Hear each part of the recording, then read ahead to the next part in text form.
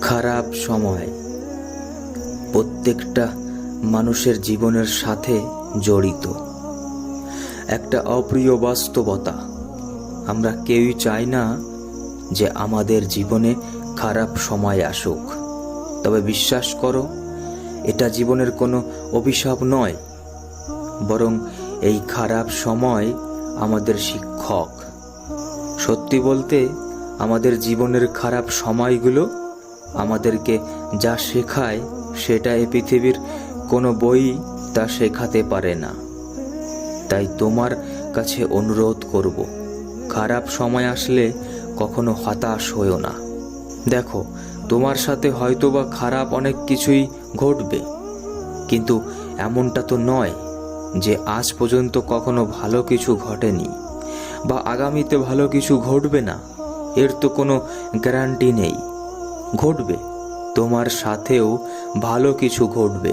শুধু একটু ধৈর্য ধরো, শুধু একটু ধৈর্য ধরো, একটু হতাশা কমাও, একটু ভরসা করো নিজের ওপর।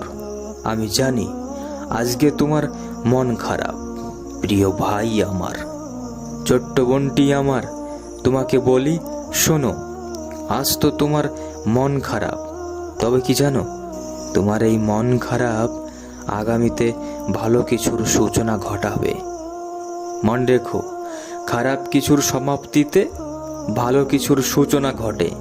আর যদি তুমি সুখের কথা বলো, তাহলে আমি তোমাকে বলবো, এ পৃথিবীর অনেকেই আছে যারা তোমার থেকেও খারাপ জীবন কাটিয়ে নিজেকে সুখী অনুভব করছে।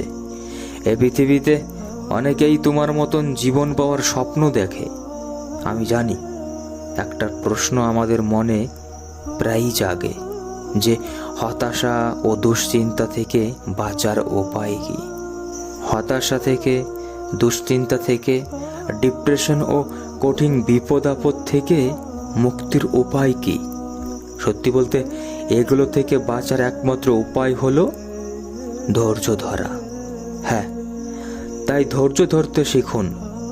আমরা সবাই চাই টেনশন ফ্রি থাকতে, মানসিক শান্তি পেতে, কিন্তু আমরা সবাই ধৈর্য ধরতে ভুলে যাই।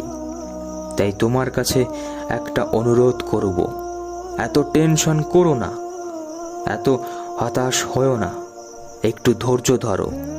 দেখবে নিশ্চয় কষ্টের সাথে আসে স্বস্তি। তাই কখনো হতাশ হয়ো না।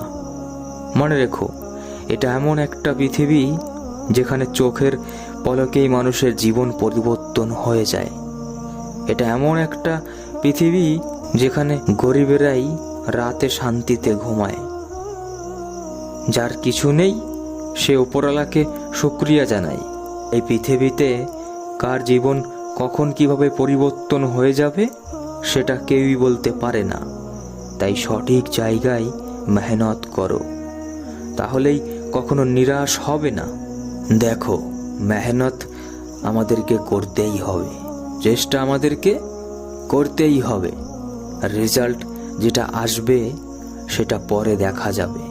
পরিশ্রম করার পরে সফল হতে পারবো কি না তা আমরা নিশ্চিত নয়, কিন্তু পরিশ্রম না করলে বিফল হব নিশ্চয়। আর পরিশ্রম করলে সৃষ্টিকর্তা চাইলেই আজ না হয় কাল উপহার হিসাবে সফলতাটাই আমাদেরকে দেবে।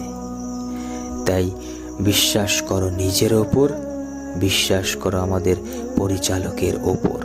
দেখবে একটা সময় আমরা সফলতা পাবই। তাই তোমাকে চেষ্টা করে যেতে হবে ধৈর্য ধরে। ভালো থেকো।